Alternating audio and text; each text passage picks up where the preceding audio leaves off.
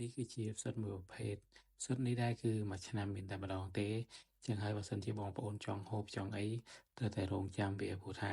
មួយឆ្នាំគឺវាដុះតែម្ដងទេហើយផ្សិតនេះដែរគឺគេហៅផ្សិតស្មាច់បងប្អូនគ្នាផ្សិតស្មាច់ផ្សិតកាសាគឺវាដូចគ្នាមែនតែម្ដងចឹងហើយបើសិនជាបងប្អូនចង់ដឹងចង់ទស្សនាការរកការអីបងប្អូនអាចទស្សនាវីដេអូនេះបានបងប្អូនជួយចុច follow page ខ្ញុំម្នាក់មួយផងសួស្តីបងប្អូនទាំងអស់គ្នាផងដែរថ្ងៃនេះដែរគឺមកកាន់វីដេអូទៀតបាទហើយសម្រាប់ថ្ងៃនេះគឺខ្ញុំរកព្រៃរកអីទៀតហើយបងប្អូនគ្នាគឺអត់បានចេញទៅសមុទ្រអត់បានចេញទៅអីទេ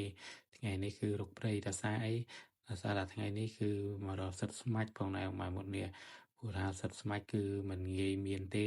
ចឹងហើយមួយឆ្នាំមានតែម្ដងទេបងប្អូនគ្នាបើសិនជាបងប្អូនចង់ហូបចង់អីគឺត្រូវតែរងចាំព្រោះថាមួយឆ្នាំមានតែម្ដងទេហើយសិតស្មាច់នេះដែរគឺវាដុះនៅខែវស្សាបងប្អូនគ្នាគឺមេឃភ្លៀងខ្លាំងមេឃភ្លៀងអីហ្នឹងគឺផ្សិតស្មាច់វាចាប់ផ្ដើមដុះហើយផ្សិតស្មាច់ផ្សិតកាចាហើយដល់ពេលវាដុះគឺលក្ខណៈថាវានៅគុំស្មៅនៅក្រោមស្លឹកឈើនៅក្រោមអីចឹងចឹងហើយពេលដែលយើងដើរហ្នឹងយើងត្រូវត្រួតពិនិត្យវាបន្តិចបងប្អូនគ្នាដោយសារតែវានៅក្រោមស្លឹកឈើណាមួយវានៅគុំស្មៅគុំអីចឹងហើយយើងពិបាករកវាមែនតែម្ដងចឹងហើយផ្សិតស្មាច់នេះគឺរសជាតិវាវិញគឺល្វីងបងប្អូនគ្នាតែដល់ពេលយើងហូបទៅគឺអត់ដឹងល្វីងទេដល់ពេលយើងផឹកដឹងថាវាល្វីងជាប់មាត់ចឹងណាព្រោះថាផ្សិតនេះពេលដែលយើងហូបទៅគឺវាអត់ល្វីងទេតែដល់ពេលយើងហូបទឹកហើយបានវាល្វីងគឺល្វីងជាប់មាត់តែម្ដងបើសិនជាបងប្អូនអត់ចេះហូបអត់ដែរហូបចឹងគឺបងប្អូនអត់ដឹងថារសជាតិវាគឺឆ្ងាញ់ប៉ុណ្ណាហើយល្វីងខ្លាំងប៉ុណ្ណាទេហើយភាគច្រើនគឺបងប្អូនគាត់ចូលចិត្តស្រុះវាហើយគឺយកទៅចុចជាមួយនឹងបុកគីបងប្អូននេះគឺចុចជាមួយនឹងបុកគីគឺលេខ1តែម្ដងគឺឆ្ងាញ់មែនតែម្ដងអញ្ចឹងហើយនេះដែរគឺជាសកម្មភាពបងប្អូននេះសកម្មភាពដែលយើងដើររកផ្សិតស្មាច់នៅក្នុងព្រៃហើយវីដេអូនេះដែរគឺខ្ញុំភ្លេចបញ្ជាក់បងប្អូនដោយសារថាវីដេអូនេះគឺជាវីដេអូតាំងពីឆ្នាំ2025មកបងប្អូននេះគឺវីដេអូនេះគឺយូរដែរហើយចឹងហើយគឺខ្ញុំថតហើយខ្ញុំអត់បានកាត់គឺខ្ញុំទៅកាត់ថ្មីនេះទេ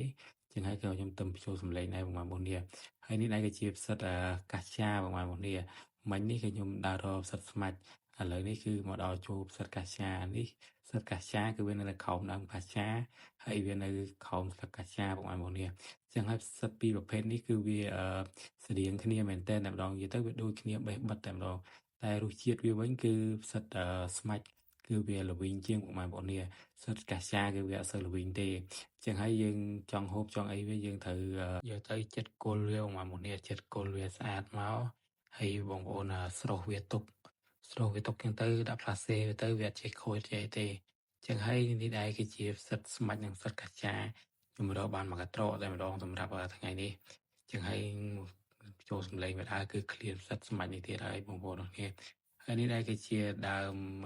រាំងភ្នំបងប្អូននេះគឺដុះផ្កាដុះអីគឺស្អាតមែនតែម្ដងមុនដំបូងអត់ស្គាល់បងប្អូននេះដោយសារតែមានគេប្រាប់ចឹងហើយបានស្គាល់ព្រោះថាវាផ្កាវាគឺស្អាតមែនតែម្ដងហើយនេះផ្សិតស្មាច់បងប្អូននេះគឺល្អមែនតែម្ដងគឺអត់មានតកើអត់មានអីទេគឺយើងលក្ខណៈថារកបានភ្លាមកពុំចឹងដោយសារតែយើងដឹងថ្ងៃដឹងកន្លែងវាចឹងបងប្អូននេះមុននឹងមកហ្នឹងយើងសិតដើរមើលដើរអីសិនមិនយើងមកបេះមកអីបានចឹងចឹងហើយគឺយើងដើរពិនិត្យវារៀងយូរដែរតាមតំបន់ណាដែលមានតំបន់ណាអត់ចឹងព្រោះថាវាមិនប្រកាសថាតំបន់ដែលមានដើមកាសាមានផ្សិតទេបងប្អូននេះដូចមានដើមស្មាច់ក៏មិនប្រកាសថាមានផ្សិតស្មាច់ដែរចឹងហើយគឺវារើសកន្លែងមែនតើហ្មងគឺវារើសតំបន់វារើសដីវារើសអីដែរហ្នឹងបងប្អូននេះវាមិនមែនចិត្តតែដុះទេហើយសម្រាប់វីដេអូខ្ញុំគឺមានតែប៉ុណ្្នឹងទេអរគុណច្រើនបងប្អូនអរគ្នា